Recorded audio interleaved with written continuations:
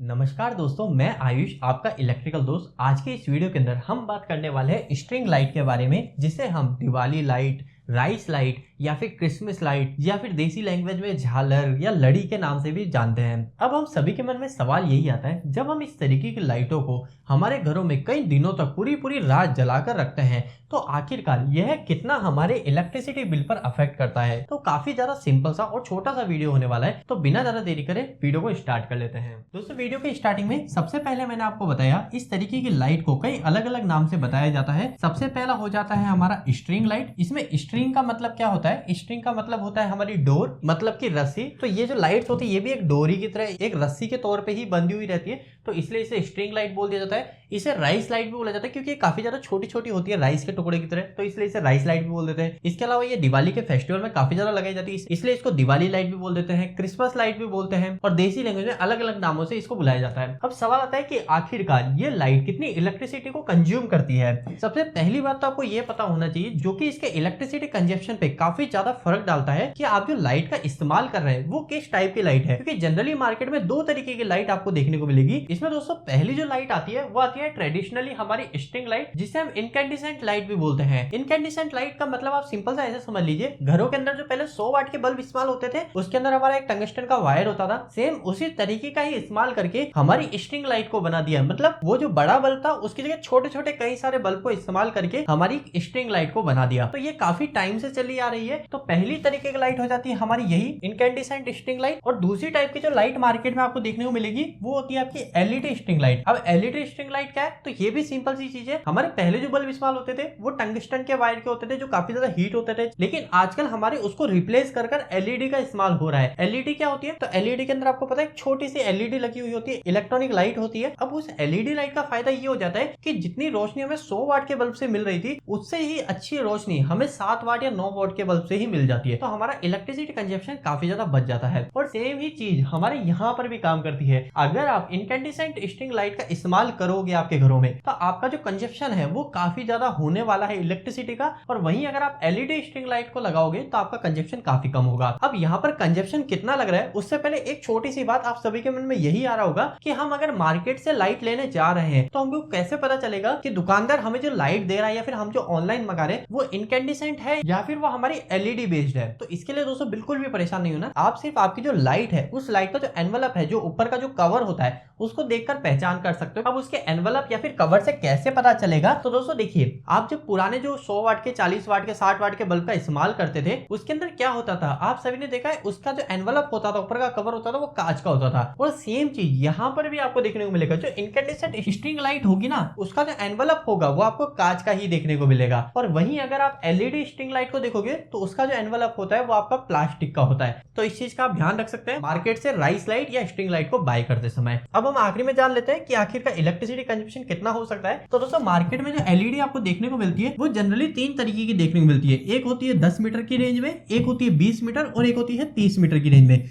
ज्यादातर मार्केट में आपको यही 3 टाइप की ही एलईडी देखने को मिलेगी। अब दोस्तों यहीं पर ही अगर हम बात करें कि जो 10 मीटर की आप स्ट्रिंग लाइट लेके आए वो इनकैंडिसेंट टाइप की है, तो उस केस में हमारा जो पावर कंजप्शन है वो जनरली 20 से 25 वाट के आसपास का होता है। अब ये इससे भी ज्यादा हो सकता है कि अगर आपकी जो स्ट्रिंग लाइट है उसके अंदर जो बल्ब लग रहा है वो बड़ी साइज के हैं। जनरली मैं बात कर रहा हूँ जो हमारे नॉर्मल, जिसे हम राइस लाइट बोलते हैं, जिसमें छोटे बल्ब होते हैं, मैं उनकी बात कर रहा हूँ, वो कितना कंजप्शन करते हैं। तो वो जो हमारे होते हैं वो 10 मीटर के लाइट का लगभग 20 वाट के आसपास का खर्च होता है। वहीं अगर आप 20 मीटर वाली लाइट के देखोगे तो इनकैंडिसेंट जो लाइट होती है उसके जो वोल्टेज होते हैं वो लगभग 40 वाट के आसपास होते हैं। और वहीं 30 मीटर वाली जो होती है उसके होते हैं हमारे 60 वाट के आसपास। अब दोस्तों ये तो आपने वोल्टेज बात कर ली इनकैंडिसेंट टाइप की, जिस लाइट के एनवलप पे हमारा ग्लास होता है। लेकिन वहीं अगर आप एलईडी स्ट्रिंग लाइट को लेके आते हो तो आपका जो पावर कंजप्शन है वो कितना है, उसके वोल्टेज कितने हैं। तो वहां पर जो वोल्टेज होते हैं हमारे 10 मीटर वाली लाइट के, वो वोल्टेज काफी ज्यादा कम होते हैं, वो हमारी सिर्फ 5 वाट की ही होती है। वहीं अगर आप 20 मीटर की लेके आओगे तो वो लगभग अराउंड 10 वाट के आसपास होती है।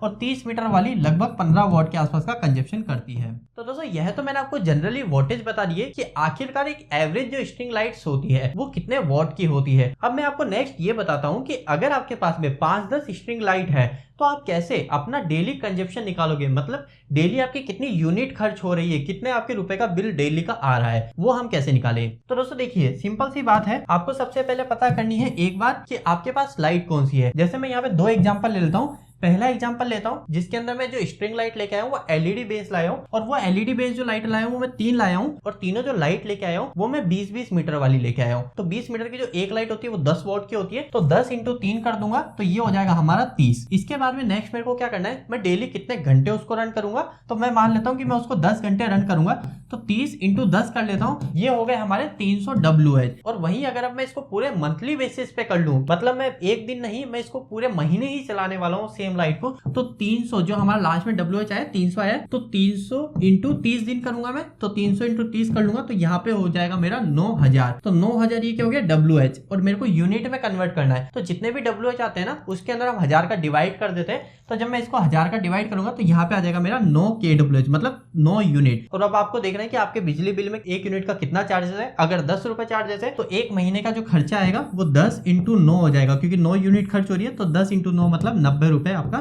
महीने का खर्चा आएगा 3 एलईडी बेस स्ट्रिंग लाइट का, जो कि 20-20 मीटर की है। अब हम फटाफट से सेकंड एग्जांपल को भी देख लेते हैं कि अगर मैं जो स्ट्रिंग लाइट लाया हूँ वो एलईडी बेस नहीं इनकैंडिसेंट टाइप की लेके आया हूँ, और वो भी मैं 3 लेके आया हूँ, और वो भी मैं 20 मीटर की लेके आया हूँ। तो 20 मीटर की जो इनकैंडिसेंट लाइट होती है उसका एवरेज जो पावर कंजप्शन होता है वो लगभग हमारा 40 वॉट होता है, तो 3 इंटू 40 हो जाएगा। और नेक्स्ट इस लाइट को भी मैं रोज रात को 10 घंटे चलाता हूँ, तो मैं इसको कर लेता हूँ इंटू 10, और जब मैं इन तीनों को मल्टीप्लाई कर लूंगा तो मेरे पास में आ जाएंगे यहाँ पे 1200 WH। और इसके बाद में अब मेरे को पूरे महीने का ही निकालना है कि सेम ही लाइट को मैं सेम तरीके से पूरे महीने भर चलाता हूँ, तो यहाँ पे सिंपल सा है 1200 इंटू 30 दिन के हिसाब से मैं निकाल लेता हूँ, 1200 इंटू 30 कर लूंगा, 12×3=36, और ये हो गया 36,000 WH। और जब मैं इसको किलोवाट में कन्वर्ट करूंगा मतलब यूनिट में, तो ये हो जाएगी मेरी 36 यूनिट, 36 kWh। अब इसके बाद में नेक्स्ट अगर आप 10 रुपए के हिसाब से यूनिट कंजप्शन देखते हो तो 10 इंटू 36 करेंगे, तो इससे पता चला कि हमारा पूरा महीने का जो इलेक्ट्रिसिटी बिल रहेगा वो 360 रुपए के आसपास का आ जाएगा।